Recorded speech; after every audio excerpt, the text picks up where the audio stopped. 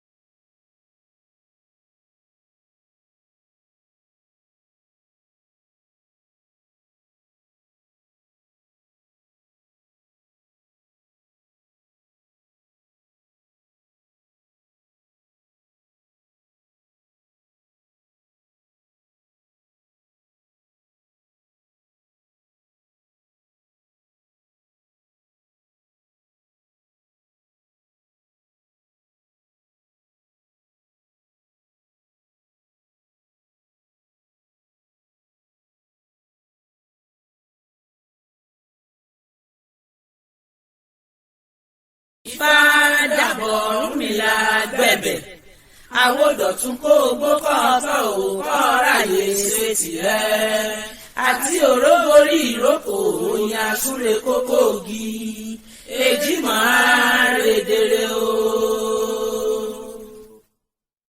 dídùn dídùn náà balẹ̀ olóyin owó làbí dàràbà ẹ jẹ́ ká jọyọ̀.